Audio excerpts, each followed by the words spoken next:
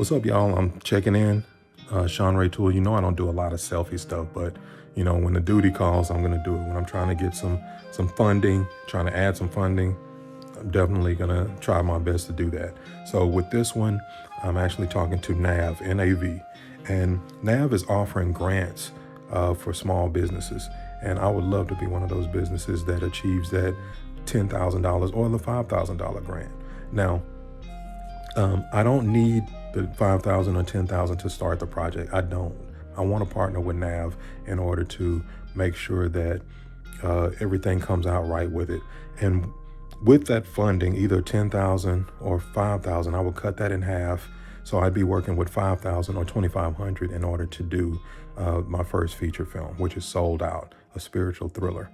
The other half, the other $2,500 or $5,000, would go towards advancing my marketing and my outreach, my advertising. So social media, print, all of those types of things, I'm going to amp those things up. I believe once this feature film goes out, then that's going to open things up to the rest of the world.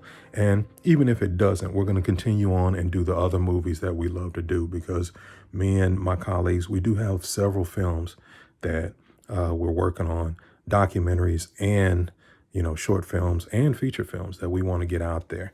And we are in a small film market in Houston, but we want to be a bigger splash in the scheme of things.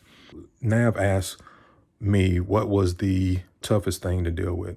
Over the years, I've been in film for 15, 16 years, going on 16 years. Actually, it is over 16 years now.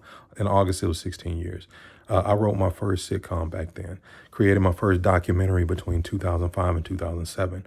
The hardest thing about working in corporate America for me was to go to work between 8 and 6 o'clock, 8 a.m., 6 p.m., and then going home and trying to do, those projects. Even back then when I just had one project, it was a little tough to do.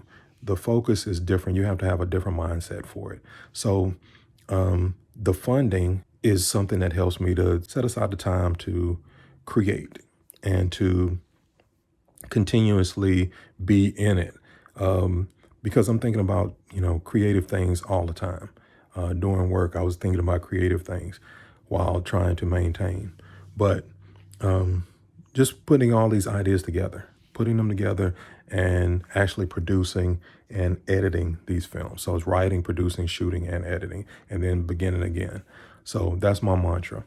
That was the toughest part. Now, the COVID thing, that's actually been a gift and a curse for me.